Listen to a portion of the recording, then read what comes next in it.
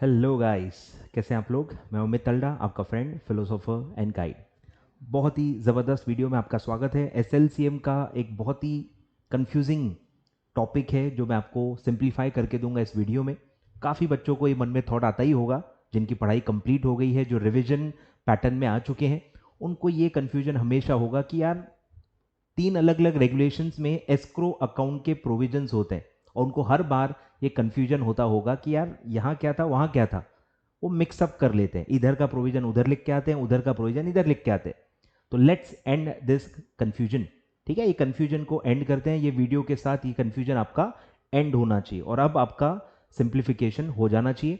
मैं बात कर रहा हूं एस्क्रो अकाउंट प्रोविजंस की, जो तीन अलग अलग रेगुलेशंस में आती हैं। वो आती हैं बायबैक में, वो आती हैं एसएएसटी रेगुलेशंस में यानी कि टेक ओवर कोड में, और वो आती हैं डी लिस्टिंग रेगुलेशंस में। तीन रेगुलेशंस में सिमिलर प्रोविजंस आती हैं क्योंकि तीनों में आप शेयर होल्डर्स से शेयर्स बाय कर रहे होते हो, उनको एग्जिट अपॉर्चुनिटी दे रहे होते हो। तो इसलिए सिमिलर प्रोविजंस तीनों में आती हैं और लगभग तीनों में रिवर्स बुक बिल्डिंग भी यूज होती है। ठीक है, तो आइए देखते हैं तीन चार जो ब्रॉड पैरामीटर्स हैं एस्क्रो अकाउंट से रिलेटेड प्रोविजंस की, उसको लाइन बाय लाइन कंपेयर करेंगे और याद रखने की कोशिश करेंगे कि कहां पे क्या है, कौन सी चीजें सिमिलर है और कहां चीजें अलग हैं। चलिए स्टार्ट करते हैं। तो सबसे पहला जो आता है वो है अमाउंट टू बी ट्रांसफर्ड। अब मैं आपको बता दूं कि इस पे क्वेश्चंस आते हैं, एवं ये वीडियो नहीं बन रही है, इस पे क्वेश्चंस आते हैं, बाकायदा स्पेसिफिक डायरेक्ट क्वेश्चंस आते हैं और आप गड़बड़ करके ही आओगे, मुझे पूरा भरोसा है आप पे। और वो न हो इसीलिए ही ये वीडियो बनाया जा रहा है, तो अच्छे से पूरा ध्यान दें। ठीक है, तो सबसे पहला क्राइटेरिया आता है कि ये एस्क्रो अकाउंट में कितना अमाउंट ट्रांसफर करना है for performance guarantee. Guarantee of performance के लिए कितना पैसा एस्क्रो अकाउंट में रखना है, अमाउंट कैसे कैलकुलेट होगा वो हम पढ़ रहे हैं। ठीक है, तो इसमें अगर आप देखोगे कि बायबैक और एससीएसटी का जो स्ट्रक्चर है वो सेम है। बायबैक और SC ST, buyback SC ST, buyback SC ST, साथ साथ में बोलो, बायबैक और एससीएसटी, इन दोनों के प्रोविजंस सिमिलर है। और डी लिस्टिंग थोड़ा अलग थलग टॉपिक है और उसके थोड़े पैरामीटर्स अलग हैं। ठीक है, तो ये हमेशा याद रखना, बायबैक और एससीएसटी इसके प्रोविजंस थोड़े से सिमिलर है और डी लिस्टिंग थोड़ा सा अलग है। तो अगर आप इसमें देखोगे दोनों का स्ट्रक्चर पूरा सेम है, बाकायदा percentage of amount to be deposited ये भी एग्जैक्टली सेम है।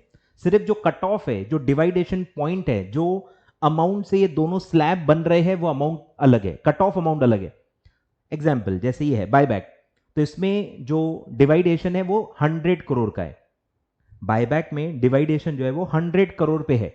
ठीक है, कि अगर आपका कंसिडरेशन बायबैक के तहत जो आपको पेमेंट करना पड़ेगा, बायबैक के तहत जो आपको पेमेंट करना पड़ेगा, वो जो कंसिडरेशन है अगर वो नॉट मोर देन 100 करोड़ है, मतलब अप टू 100 करोड़ अगर आपका कंसिडरेशन है, तो 100 करोड़ पे 25% का अमाउंट आपको डिपॉजिट करना होता है एस्क्रो अकाउंट में। क्लियर है, अप टू 100 करोड़ है, जितना भी अमाउंट है उस पर 25% मल्टीप्लाई करो, आपको अमाउंट मिल गया कि आपको कितना जमा करना है एस्क्रो अकाउंट में। फिर अगर आपका कंसिडरेशन 100 के ऊपर है तो आपको स्लैब वाइज बनाना पड़ेगा, आपको स्लैब वाइज बनाना पड़ेगा कि अप टू 100 करोड़ जो है वो सेम रहेगा 25% और अबव 100 करोड़ जो अमाउंट है उस पे 10% ही अप्लाई होगा। आ रहा है कुछ समझ में? तो आपको ये ख्याल में रखना है, आपको ये ख्याल में रखना है कि 100 करोड़ तक 25%, मोर देन 100 करोड़ 10%। तो कट ऑफ क्या है? 100 करोड़। और एग्जैक्टली सिमिलर प्रोविजन है एससीएसटी में, बस वहां कट ऑफ अमाउंट अलग है, वो है 500 करोड़। तो आपको ये याद रखना पड़ेगा कि बायबैक स्लैब वाइज है और कट ऑफ है 100 करोड़।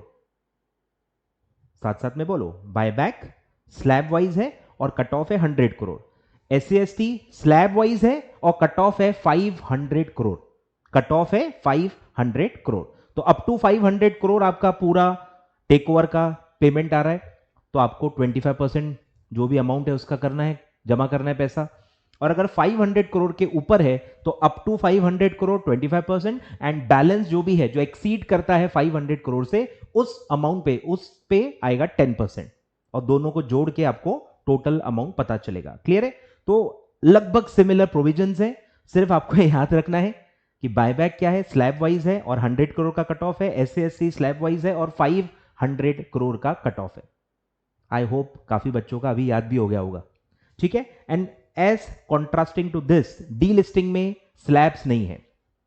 डीलिस्टिंग रेगुलेशंस में स्लैब्स नहीं है, वो फ्लैट रेट है, पूरे कंसिडरेशन पे एक ही रेट है और वो है 25%। ठीक है, 25% बाकियों में भी है ही, यहां बस पूरे कंसिडरेशन पे एक ही रेट है, दैट इज 25%। तो अगर आपका डीलिस्टिंग का जो भी प्राइस आएगा, और लिखा भी है कि अमाउंट कैसे निकालोगे, दिया हुआ है, ध्यान दो, calculated on the basis of number of equity share outstanding with the public share holder. आपने अगर पढ़ा है तो आपको पता होगा कि डीलिस्टिंग में जितने भी पब्लिक शेयर होल्डर्स होते हैं, टोटल पूरे पब्लिक शेयर होल्डर्स जितने भी आउटस्टैंडिंग हैं उनके इनटू आपका फ्लोर प्राइस, ठीक है, with the floor price multiplied by floor price और the indicative price if any, जो भी हायर प्राइस है उसको मल्टीप्लाई करके आपको अमाउंट निकालना होता है। आए ख्याल में? तो एक कंसिडरेशन कैसे निकलेगा, number of public share holders मतलब shares outstanding with the public share holders multiplied by the floor price और indicative price if any which ever is higher. इतना अमाउंट आपको निकालना है, वो आएगा टोटल कंसिडरेशन और उसको मल्टीप्लाई करना है 25% से, तो आपको मिल जाएगा कि आपको एस्क्रो अकाउंट में कितना अमाउंट जमा करना है। तो इस पर डायरेक्टली थ्योरी क्वेश्चन भी आते हैं और इसमें आपको कैलकुलेट करने के लिए भी आ सकता है कि भैया इतना टोटल कंसिडरेशन है, बताओ कितना एस्क्रो अकाउंट में जमा करना है, तो आपको कैलकुलेशन भी करना पड़ सकता है। ठीक है, क्लियर है? आ गया समझ में? अमाउंट ख्याल में आया क्या? अमाउंट ख्याल में आया क्या? देख लो अच्छे से, एक बार देख लो, देख लो, अभी के अभी देख लो, पढ़ लो, रिवाइज कर लो। बोलो, बायबैक क्या है? स्लैब वाइज है, 100 करोड़ का कट ऑफ है, up to 100 crore 25%, beyond 100 crore 10%, और अगर बियॉन्ड है तो आपको अलग अलग स्लैब वाइज निकालना है, पहले 100 करोड़ पे 25% और बैलेंस पे 10% और दोनों को जोड़ना है। आ रहा है कुछ समझ में? ठीक है, तो एक आध कैलकुलेशन करके देख लेते हैं, पूरा फुल प्रूफ हो जाएगा। आ जाओ। तो मैं बायबैक की अगर बात करूं, अगर मैं बायबैक की बात करूं, कैलसी उठा लो, बोलो बायबैक की बात करूं, तो अगर बायबैक में आपका पेमेंट आ रहा है फॉर एग्जांपल 500 करोड़, बोलो तो कितना जमा करना होगा एस्क्रो अकाउंट में? पहले अब ये कौन से स्लैब में आएगा? मोर देन 100 करोड़, ठीक है, तो 100 करोड़ तक पहले 100 करोड़ पे क्या आएगा? इनटू 25%, तो ये आएगा 25 करोड़, और बैलेंस कितना आएगा? 500 माइनस 100, बैलेंस आएगा 400 करोड़ और उस पर आएगा 10%, तो 400 करोड़ इंटू 10% 40 करोड़, 25 प्लस 40 यानी आपको 65 करोड़ डिपॉजिट करना होगा एस्क्रो अकाउंट में। क्लियर है? तो ये बायबैक का हो गया। सिमिलर वे में आएगा SC/ST का, कि अगर मेरा SC/ST का आया 1000 करोड़, एग्जाम्पल 1000 करोड़ का मेरा पेमेंट कंसिडरेशन आ रहा है, तो सेम 500 के हिसाब से आपको डिवाइड करना पड़ेगा। पहले 500 पे आएगा 25%, यह आएगा 125 करोड़, और बैलेंस भी आएगा 500, 1000 माइनस 500, बैलेंस भी आएगा 500, पर उस पर रेट लगेगा 10% यानी कि 50, टोटल आएगा 175 CR। बहुत ही सिंपल है, इसमें आप गलती नहीं कर सकते। ठीक है, चलो बढ़े आगे। आई होप सो आपको ख्याल में आ गया। चलो अमाउंट तो आ गया ख्याल में, अब आते हैं टाइमिंग कि डिपॉजिट कब करना है। ठीक है, तो बायबैक में, बायबैक का जो ऑफर ओपन होता है बस उसके पहले, ऑन और before the opening of buyback offer, तो बायबैक ऑफर ओपन होने के कभी भी पहले, ऑन और बिफोर, ठीक है, ऑन और before the opening of the public offer यानी बायबैक ऑफर। क्लियर है? फिर है SC/ST। SC/ST में कैसे होगा? नॉट लेटर देन, मतलब ये रेंज है, not later than 2 working days prior, ध्यान दो, prior 2 working days prior to the date of detail public announcement, कि जो आप डिटेल पब्लिक अनाउंसमेंट देते हो, एक्वायरर विथ पैक, जो भी ये डिटेल पब्लिक अनाउंसमेंट देते हैं, इससे 2 वर्किंग डेज प्रायर, और वो भी नॉट लेटर देन, मतलब उससे लेट नहीं होना चाहिए, उससे पहले नहीं होना चाहिए, प्रायर 2 वर्किंग डेज पहले आपको देना है। ठीक है, not later than 2 working days prior to the date of public announcement. ठीक है, कम से कम है, at least 2 working days before. Not later than का मतलब क्या होता है? एटलीस्ट, कि कम से कम 2 वर्किंग डेज प्रायर तो भी आप पैसा जमा कर दो। ठीक है, डिटेल पब्लिक अनाउंसमेंट देने के कम से कम 2 वर्किंग डेज पहले आपको अमाउंट डिपॉजिट कर देना है। ठीक है, और फिर है कि डी लिस्टिंग में क्या करना है? नॉट लेटर देन मतलब at least 7 working days from the date of obtaining share holders approval. ठीक है, शेयर होल्डर्स अप्रूवल के 7 डेज के अंदर। ठीक है, नॉट लेटर देन मतलब ये आगे के 7 डेज है। 2 वर्किंग डेज जो थे ये प्रायर के हैं। आई होप आप समझ पा रहे हो, आई होप आपने इसकी पढ़ाई की हुई है, ठीक है। तो SAST में डिटेल पब्लिक अनाउंसमेंट का कट ऑफ है, कट ऑफ भी याद रखो, ये भी आपको याद नहीं आएगा, लिख के ले लो। तो बायबैक में क्या आता है, बायबैक में क्या आता है, बायबैक ऑफर, ऑफर ऑन और बिफोर। फिर SAST में आता है डिटेल्ड पब्लिक अनाउंसमेंट, ठीक है, उसके प्रायर 2 वर्किंग डेज एटलीस्ट। और फिर डी लिस्टिंग में आता है शेयर होल्डर्स अप्रूवल। तो एक कट ऑफ याद रखना, कट ऑफ भी याद नहीं आता, तो कट ऑफ है शेयर होल्डर्स अप्रूवल, उसके 7 डेज बाद, not later than 7 days, 7 working days, यानी विद इन 7 वर्किंग डेज, ऐसा इसको आप कह सकते हो। इसको आप क्या कह सकते हो, मिटाओ इसको, यहां अलग है, यहां प्रायर वर्ड नहीं है, ये आगे के डेज हैं। तो यहां नॉट लेटर देन का मतलब क्या होगा, within 7 working days from the date of share holders approval आपको ये पैसा जमा कर देना है। क्लियर है, यहां तक देख लो, अच्छे से देख लो स्क्रीन पे, कोई टेंशन नहीं, कोई घाई गड़बड़ नहीं है, पर इस टॉपिक को अभी निपटा लो, ठीक है। कितने डेज हैं और कहां से हैं, ये 2 चीजों पे ध्यान रखना है। तो ये टाइमिंग के हिसाब से आपको पैसा जमा कर देना है, इस पे भी सेपरेट क्वेश्चन आता है। और फिर है कि कैसे forms, available forms of deposit in the escrow account, कैसे कैसे क्या क्या फॉर्म में आप ये अमाउंट जमा करवा सकते हो, ठीक है। अब इसमें भी ये दोनों ऑलमोस्ट सिमिलर है, ठीक है, बायबैक और SAST ऑलमोस्ट सिमिलर है, ठीक है। कैसे कैसे पैसे रख सकते हैं, cash with a schedule commercial bank, और bank guarantee same with a schedule commercial bank, लेकिन in the favour of merchant banker, ठीक है। बैंक गारंटी किसी न किसी के फेवर में होती है, तो मर्चेंट बैंकर के फेवर में होनी चाहिए। या फिर आप सिक्योरिटीज भी रख सकते हो, एक्सेप्टेबल सिक्योरिटीज भी आप जमा कर सकते हो विद द एप्रोप्रिएट मार्जिन, ठीक है। आपको पता ही होगा, कोई भी चीज रखते हैं मार्जिन कट होती है, मतलब अगर आप 100 रुपीज मार्केट वैल्यू की सिक्योरिटी दे रहे हो तो उसको 100 रुपीज पूरा काउंट नहीं किया जाता, क्योंकि उसकी वैल्यू फ्लक्चुएट होती है, तो उसको डाउनसाइड रिस्क भी रहता है, उसकी वैल्यू कम भी हो सकती है। तो वो सेफ गार्ड करने के लिए हम एक मार्जिन माइनस करते हैं। तो अगर 25% मेरी मार्जिन है, मतलब मैं 100 में से 25% माइनस करूंगा, मैं उसकी वैल्यू काउंट करूंगा 75, मुझे 75 रुपीज की सिक्योरिटी मिली है, मैं ऐसा मानूंगा। तो ये 25% माइनस करना जरूरी है, मतलब इसको मार्जिन कहते हैं। तो आपको एप्रोप्रिएट मार्जिन उस टाइप की सिक्योरिटी के लिए खुद आपको जज करना है, ये मैनेजर पे जिम्मेदारी डाली है, मैनेजर को इंश्योर करना है कि सिक्योरिटी के लिए एप्रोप्रिएट मार्जिन माइनस करके ही वो सिक्योरिटी एक्सेप्ट की गई है, ठीक है। और फिर है कॉम्बिनेशन ऑफ अबाउ, ठीक है, या तो सिर्फ पूरा कैश, या तो सिर्फ पूरा बैंक गारंटी, या तो सिर्फ पूरा सिक्योरिटीज, या partly partly, combination of about. Clear है, क्लियर है क्या। तो कैश डिपॉजिट करना है शेड्यूल कमर्शियल बैंक में, एस्क्रो अकाउंट में, और उसमें मैनेजर को आपको राइट देना होता है एग्रीमेंट के थ्रू, ट्राई पार्टी एग्रीमेंट करके राइट देना होता है कि वो फंड ट्रांसफर कर सकता है, पैसा किसी को भी पे कर सकता है, ऐसा मैनेजर को आपको राइट देना होता है। बैंक गारंटी तो है ही, मर्चेंट बैंकर मैनेजर के फेवर में है, और जो एक्सेप्टेबल सिक्योरिटीज हैं वो भी मर्चेंट बैंकर के पास होंगी। समझ में आ रहा है क्या, सिक्योरिटीज वाले पॉइंट में शेड्यूल कमर्शियल बैंक इन्वॉल्व नहीं है, वो सिर्फ पहले 2 पॉइंट में। और थर्ड जो है, जो सिक्योरिटीज आप दे रहे हो वो दे ही मैनेजर के पास रहे हो, तो मैनेजर को इंश्योर करना है कि वो एप्रोप्रिएट मार्जिन माइनस करके एक्सेप्ट की गई है, ठीक है, या कॉम्बिनेशन। अब यहां भी ऑलमोस्ट सिमिलर आएगा, एक आध वर्ड कहीं बस थोड़ा सा ग्रामर चेंज हो जाएगा, एडजेक्टिव्स बदल जाएंगे, बट है प्राइमा फेसी सेम, ठीक है। Cash deposit with schedule commercial bank, bank guarantee in favour of merchant banker to be open with schedule commercial bank, या डिपॉजिट ऑफ, अब यहां ग्रामर बदल रहा है, एक्सेप्टेबल सिक्योरिटीज के जगह पे है frequently traded, freely transferable equity share और other freely transferable securities with appropriate margin, ठीक है। तो यहां ग्रामर बदल गया है, एप्रोप्रिएट की जगह frequently traded and freely transferable, समझ रहे हो, फ्रीली ट्रांसफरेबल और फ्रीक्वेंटली ट्रेडेड सिक्योरिटीज को ही विद एप्रोप्रिएट मार्जिन आप दे सकते हैं, और कॉम्बिनेशन ऑफ अबव। तो मोटा मोटी दोनों लगभग सिमिलर है।